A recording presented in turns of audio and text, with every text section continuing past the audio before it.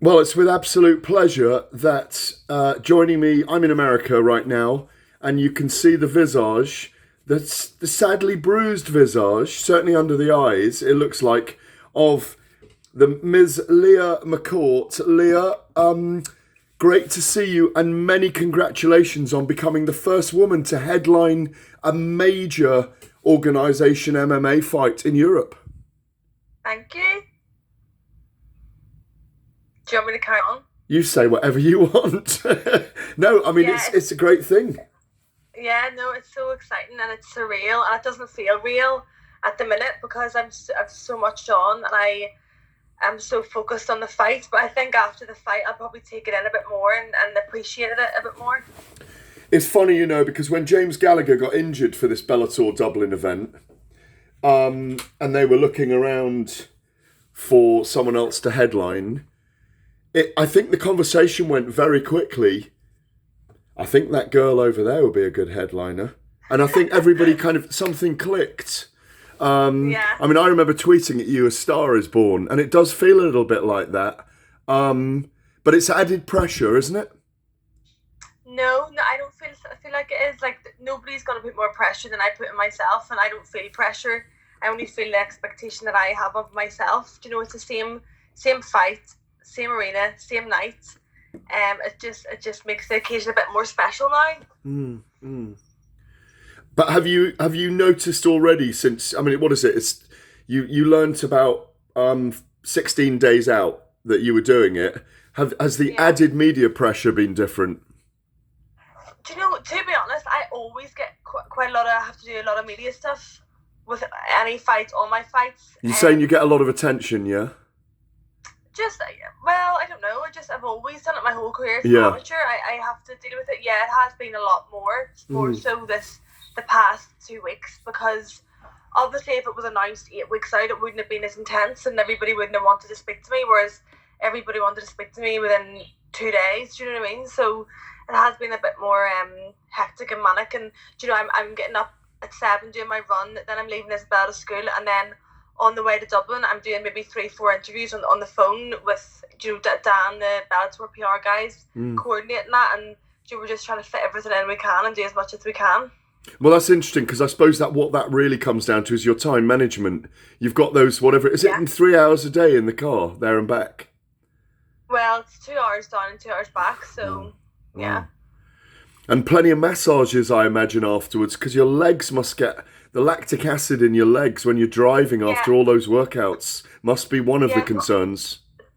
it's hard for my body to recover. I do a lot of saunas, massages, ice baths, to try and help my body recover because I'm doing a tough session and going straight back into the car to drive up home. So yeah, trying to do a lot of recovery.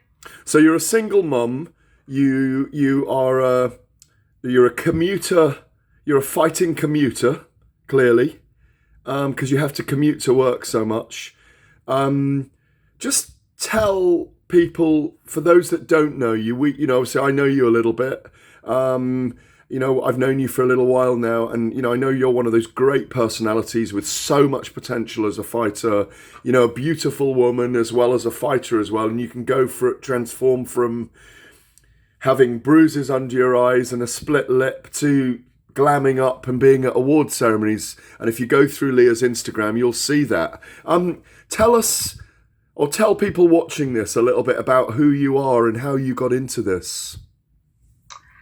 Um, I always did judo as a child. I'd always had a fascination with martial arts. I used to watch the Olympics as a child, and I used to love all the martial arts. And I'm a judo black belt, and I was competing for the Northern Ireland judo squad. But I stopped that when I was about 12.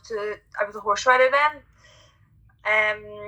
I kind of did the way I'm obsessed with MMA. I was obsessed with training my horses. I used to Mm-hmm. have ponies, and I used to be the one that people would get to ride all their crazy horses, and used to plan their training like I plan my training now. So my time management and my training and making the most of every second, I've kind of had it my whole life. Mm. Then after I had my daughter Isabella, I've always wanted to learn striking. I started learning and training in an MMA gym and learning Muay Thai. When the guys had heard about my judo background, my grappling background, kind of just threw me at the deep end, and I had my first MMA fight about 7 years ago in the iconic Ulster Hall in Belfast. It's the first female to ever fight in Belfast, and it's just been crazy journey from there. Did you just love it? Did you just kind of love something about it as soon as you did it then? No, not at all. I remember sitting backstage thinking, what am I doing? What am I doing this for? Like wanting to run out of the place. And then once I won, it's just addictive, just that feeling of like constant progression and I feel like MMA brings the best out of me physically, mentally, emotionally. You have to be the best in every area. And when I see a challenge, I run towards it. If there's a brick wall in front of me, I run through it, and I want to just keep testing myself and getting better. So, just briefly, when you look back on that first fight, and as you say, you kind of like, you knew you were the first woman to fight in Northern Ireland in MMA. Can you remember the feeling of walking to the cage that night? Can you remember little things about it? Pure fear. I remember being frozen with fear and thinking, what am I doing? Just crazy. And then I just went out and performed, and I don't know, I just go into this zone, it's really like, so many few people will ever know what that feels like, that feeling of walking to the cage and it's just a strange, intense feeling. Do you think that you'd always been searching for something that, like you said, you ride the wild horses, you'd always been searching for something that was going to be the ultimate, and that there isn't anything more ultimate than doing this, other than, I don't know, going on your own, sailing around the world, but this is a challenge where you're fighting someone. It's out of the ordinary, isn't it? Yeah. Definitely. Maybe searching for my purpose. I don't know if that's the right way to put it. Just searching for, and the way I fell into it, I do feel like this is what I was meant to do, and it's God had directed my path, my plan differently from, he had a different plan for my life than I wanted. I wanted to be a professional horse rider. Yeah. Definitely. So did you have the Olympics in mind, and then maybe going to the Olympics as a was it equestrian? Yeah, show jumping. Cross country horse riding, yeah. Point to point, all of it.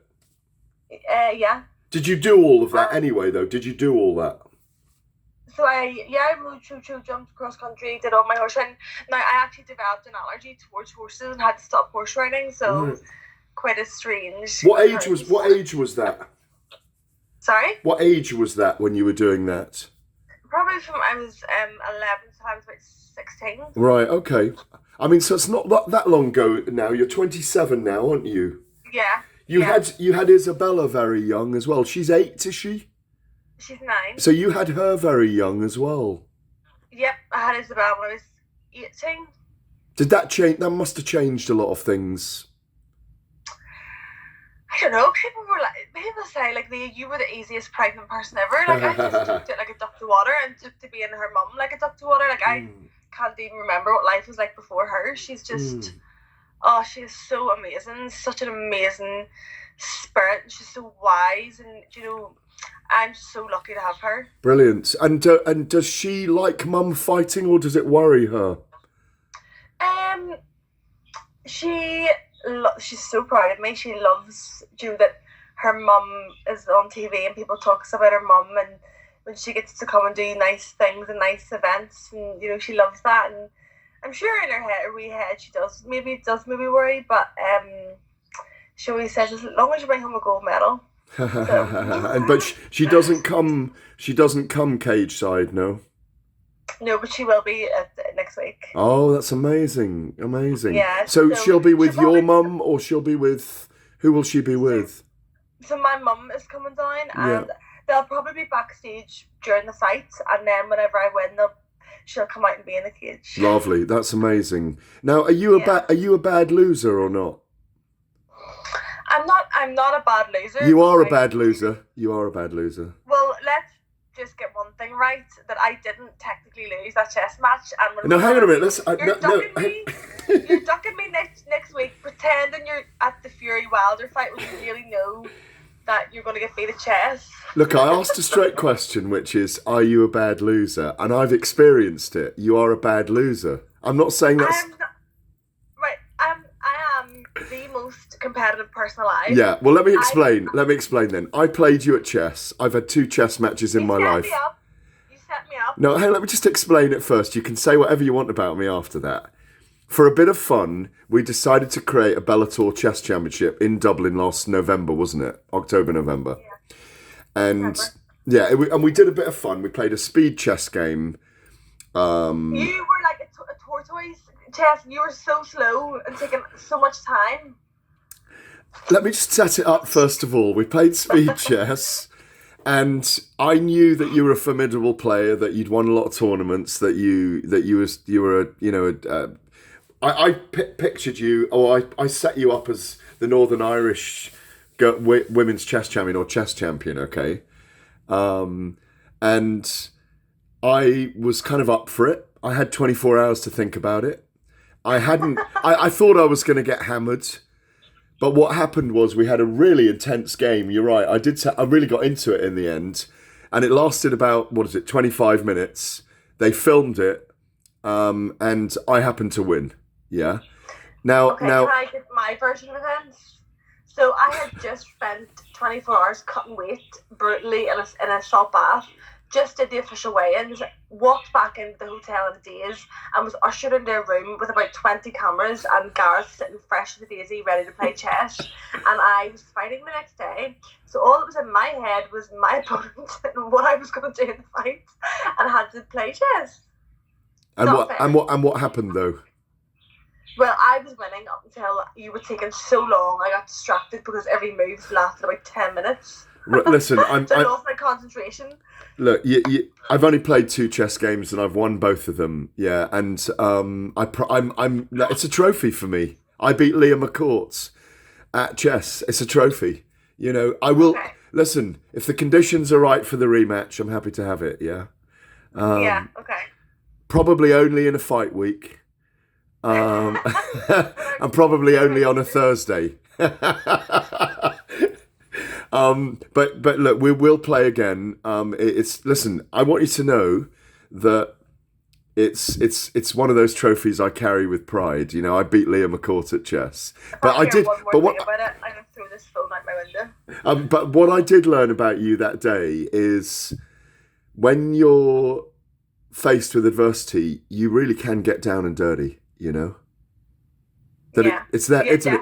Yeah. I think the more that comes in my way, the more fires in my belly, the more things that come in my way, the more I just have this, I don't know, I can't describe it. It's like, it's in me, I don't know, I'm gonna do whatever people say I can't do, or if something happens, I'm gonna do it.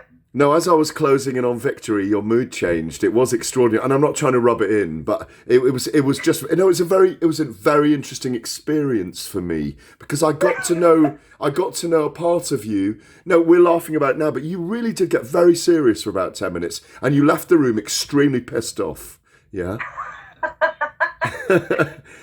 And it was fun. And listen, I was expecting to lose, but I ain't gonna lose the second time. Yeah. I ain't gonna lose. We'll So what I loved about what you've spoken about as well recently is the amount of resilience that you have to show as a woman in the gym in MMA. There aren't many women to train with. Resilience in terms of your schedule, resilience as being a single mum, resilience in terms of training against guys. Can you talk to me about that a little bit? Yeah, do you know, like, obviously, like, 99% of the time in the gym, I have to lose rounds. I'm not winning every round. My confidence isn't growing with every spar, because I'm sparring guys who are a lot better than me, a lot more experienced. Are you like you are with the chess game? Are you like, does it get you? Yeah, it does, and it makes me. Yeah, it frustrates me, but it is frustrating. Mentally, it's very hard as well, because some guys go in and they're winning rounds, and they're getting confidence from their training, you know. But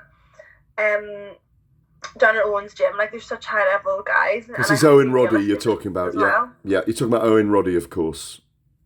Yeah, so like the guys down there, like Scott Harvey, Jay Harris, Ryan Curtis, like, they're such high level strikers. They're such well-rounded fighters, and I have to be realistic when I'm going against those guys, that they take positive when I can, because I'm quite hard on myself, and I can be quite negative on myself. Yeah. Like, that nobody expects more from me than I expect from myself, and that can be a bad thing at times as well, because it gets me down. But I have to constantly speak to myself. You know, I'm in the car a lot, so I'm left there with my thoughts in my head a lot. So after training, I can get extremely annoyed sometimes, or I can just think, no, you've done this, and just try and look positively at situations, and that's what kind of helps.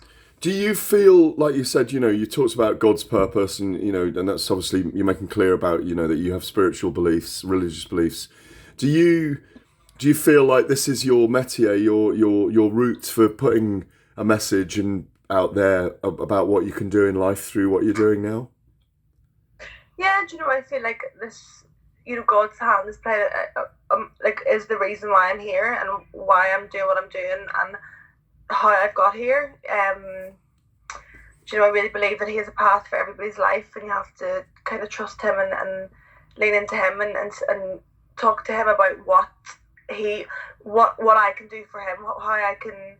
You know, it isn't about me, about winning, about money, about this, and you know, fighters are notoriously so very selfish and very self-obsessed, and you know, I just want to make sure that I keep in my head that this is all for a bigger reason than me and my own dreams and accomplishments. And I think as long as I keep thinking that and believing that, do you have a tattoo in my chest? It says in Hebrew, it says, if it's God's will, it will be done. God's will be done, not mine. So can we see it? Can we see it, or is it not in a place we can see it? Yeah, it's fair.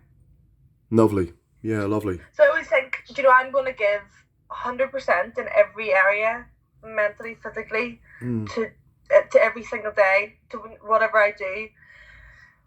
And you know, if it is in His will for it to happen, it'll happen. And if it's not, I have to trust that there's a reason why it doesn't happen, and that's in everything, in fighting, in life, and situations, and yeah.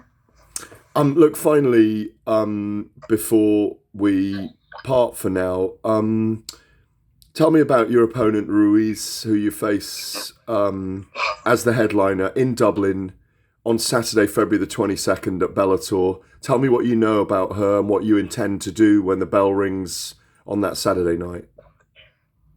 Yep. So she's a grappler. Well, anyway, but she's experienced. She's 6-4. She's had a lot of fights. She's fought on big stages. She'll probably not be that intimidated coming over to Dublin to fight. She's going to be in there to win. Like I said about all the opponents, like the girls, no matter what their skill base is, or no matter what their strengths are, they're going to come and bring a fight, and I have to just be prepared in all areas. You know, I want to go out and put a pace in her, and just hopefully show my skill in different areas and my fight IQ, and that, you know, that I am just a different level to her. But sometimes it has to be a dog fight. You have to get into a dog fight, and it looks messy. Sometimes you can get in and get out, and it can look clean. But just as long as I know I'm prepared in every area, it's going to be a good night. I just can't wait to get in there. I just can't wait till the door closes and we're there. Finally, on that, you know, athletically speaking, you know, there are some major names now in Bellator's 145 division. Chris Cyborg, Julia Budd, Kat Zingano. Are you targeting all those names, to want to fight all those names, to travel across America, to headline more, and meet all those women at some point down the line? Of course, you know, they're who I watched before I even fought MMA. They're the girls that were leading the way, and the fact that I'm in the same division as them is just so exciting. It's a bit surreal as well. You know? I bet, yeah. Obviously, I'm at the very start of my professional career, and you know, when those days comes, I'm going to be prepared, and it's going to be exciting, and you know, yeah, it's amazing. Brilliant. Listen, it's great to see you. I'm sorry I can't be there on the night. Only the heavyweights would take me away from you. Can't believe it. Listen. Got it. Listen. I can't declare publicly that you're my favourite female fighter yet. Yeah. Female and male? What do you mean female? Oh, okay. Well, sorry. Am I being am I being a toxic male now? What male would you prefer to me? What male fighter you mean? Yeah. Well, I'm going to go with you then. You're my favourite fighter then. Yeah. Yes! You better have that on record. Well, it is. It's recorded. So no. Listen, I wish you the best of luck. It's a great opportunity for you on February the 22nd. I really appreciate you taking the time out. And you're on Instagram, you're on Twitter. I hope you get a lot more followers. And it's brilliant to be following your journey and following your dreams. Thank you so much. Appreciate your time. Cheers, Leah.